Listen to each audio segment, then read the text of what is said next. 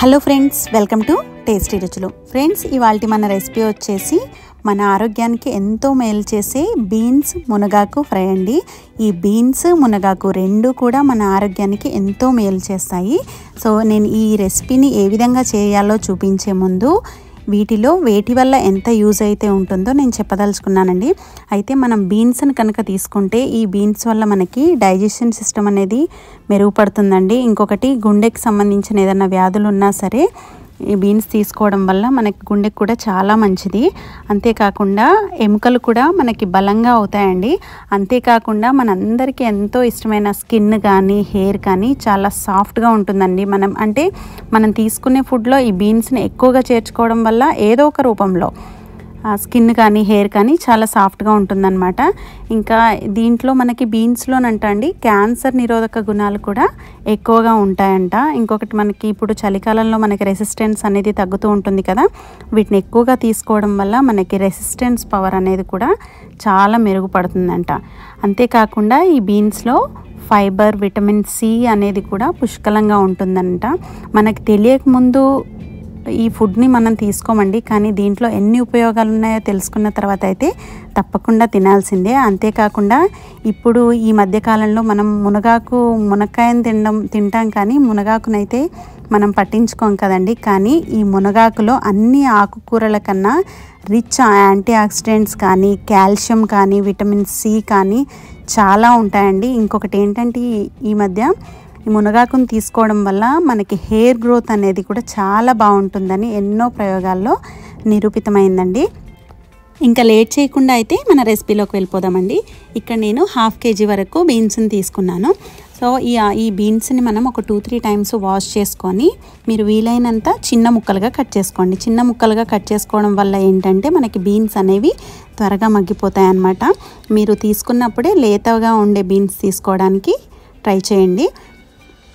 వీటిని మనం చిన్న ముక్కలుగా కట్ చేసి అయితే పక్కన పెట్టేసుకోవాలండి. ఇప్పుడు ఇక్కడ మునగాకుని చూసారు కదా, ఒక గుప్పెడు మునగాకుని ఈ విధంగా తీసుకొని మనం దీన్ని కూడా వాటర్లో వాష్ చేసి పక్కన పెట్టేసుకోవాలి. ఎప్పుడైనా మునగాకు అనేది మీరు తెచ్చుకున్నప్పుడు మార్కెట్ నుంచి కానీ మీకు అందుబాటులో ఎక్కడైనా చెట్లు ఉంటే మునగాకుని తెచ్చుకున్నప్పుడు దాన్ని ఒక న్యూస్ పేపర్ మీద కానీ ఒక ప్లేట్ పైన కానీ అదే విధంగా పెట్టేసి తెల్లారి ఒకసారి ఆ కొమ్మల్ని ఈ విధంగా విదిలిస్తే ఏంటంటే మనకి మునగాకు అనేది రాలిపోతుందండి. మనం పర్టికులర్గా ఒక్కొక్క ఆకు తెంచనవసరం లేదనమాట. ఆ కొమ్మల్ని అలాగే ఉంచేసి నెక్స్ట్ డే మార్నింగ్ ఇట్లా దులిపేస్తే ఆ కొమ్మల నుంచి ఆకులు అనేవి మనకి సపరేట్ అయిపోతాయి. సో మునగాకుని కోసుకోవడం కూడా చాలా ఈజీ అని చెప్పడానికి నేను చెప్పానండి ఇది. ఇప్పుడు మనం స్టవ్ పైన ఒక బాండీ అయితే పెట్టుకొని దానిలో ఒక 2 టేబుల్ స్పూన్స్ వరకు ఆయిల్ని అయితే తీసుకోండి. ఇప్పుడు ఇందులోకి పోపు దినుసులేనండి, అందరికీ తెలిసినవే. 1 టీ స్పూన్ శనగపప్పు, కొద్దిగా మినపప్పు, ఎండుమిర్చి, కరివేపాకు, అదేవిధంగా 7-8 వెల్లుల్లి రెబ్బల్ని కూడా తీసుకొని ఒకసారి వీటన్నిటినీ కూడా ఈ విధంగా దోరగా వేయించుకోండి. ఒకసారి ఇవన్నీ కూడా మనకి వేగిపోయిన తర్వాత ఇందులోనే 1 కప్పు ఉల్లిపాయ ముక్కల్ని కూడా తీసుకోండి. పెద్దదైతే 1 ఉల్లిపాయ తీసుకోండి, చిన్నవైతే 2 ఉల్లిపాయలని ఈ విధంగా ముక్కలుగా కోసి ఒకసారి వేసేయండి. ఉల్లిపాయ అనేది కొంచెం మగ్గిన తర్వాత మనం ఇందులోనే కొంచెం పసుపును కూడా వేసుకోవాలండి. సో ఈ విధంగా పసుపు ముందే వేసుకుంటే ఏంటంటే మనం తీసుకున్న ముక్కలు ఏవైతే ఉంటాయో మనకు అడుగు అనేది అంటకుండా ఫస్టే మనం ఉల్లిపాయలు వేసుకున్న తర్వాత కొంచెం పసుపునైతే యాడ్ చేసేసుకుంటాం అన్నమాట. ఇప్పుడు ఇందులో మనం ఏదైతే కడిగి పెట్టుకున్న మునగాకు ఉంటుంది కదండి, ఆ మునగాకును కూడా వేసేసి ఒక 2-3 నిమిషాల పాటు ఈ విధంగా వేయించాలండి. అయితే ఆ మునగాకు అనేది ఆయిల్లో వేగడం వల్ల దానికి ఉన్న పచ్చివాసన అనేది పోతుందండి. కాబట్టి ముందే మనం మునగాకును వేస్తామన్నమాట. ఈ విధంగా 2-3 నిమిషాలు మునగాకుని ఫ్రై చేసిన తర్వాత ఇందులోనే మనం కట్ చేసి పెట్టుకున్న బీన్స్ ముక్కలు ఉన్నాయి కదండి, ఆ బీన్స్ ముక్కలు కూడా వేసేసి ఒకసారి ఈ విధంగా మొత్తం కింద నుంచి పైకి బాగా కలుపుకోవాలండి. అంటే బీన్స్ ముక్కలకి కొంచెం ఆయిల్, పసుపు మొత్తం కూడా పట్టే విధంగా ఒకసారి ఈ విధంగా మొత్తం కూడా కలుపుకొని మనం మూత పెట్టేసుకోవాలి.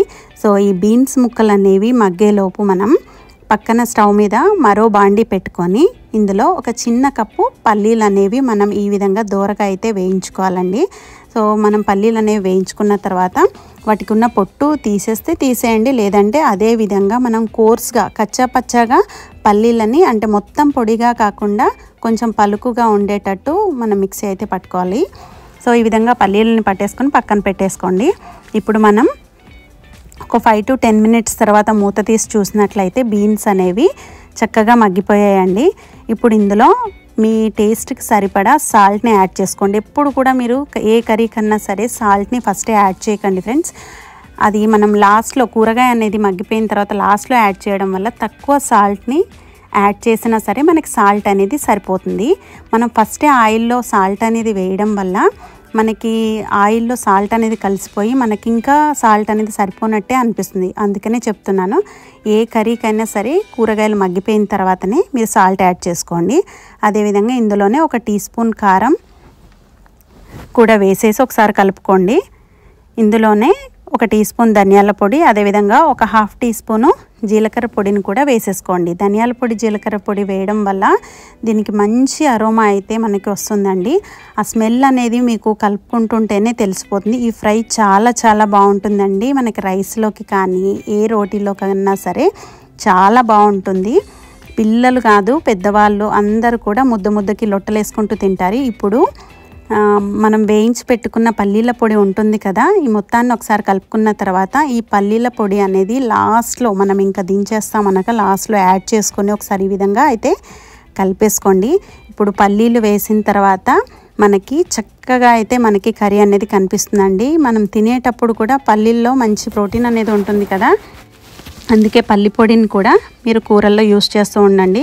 ఇప్పుడు ఇందులో ఒకసారి ఈ విధంగా వేసుకొని కలుపుకున్న తర్వాత అంతేనండి, మనకి ఎంతో టేస్టీగా ఉండి హెల్త్కి మంచిగా పనికొచ్చే బీన్స్ మునగాకు ఫ్రై అనేది రెడీ అయిపోయింది. సో ఫ్రెండ్స్, మీకు నచ్చిందని అనుకుంటున్నాను. మీకు కనుక తప్పకుండా నచ్చితే కనుక ఒక లైక్ చేయడం, సబ్స్క్రైబ్ చేయడం మాత్రం మర్చిపోకండి. అంతేకాకుండా మీ ఫ్రెండ్స్కి ఫ్యామిలీ మెంబర్స్కి తప్పకుండా షేర్ చేయండి. Thank you for watching.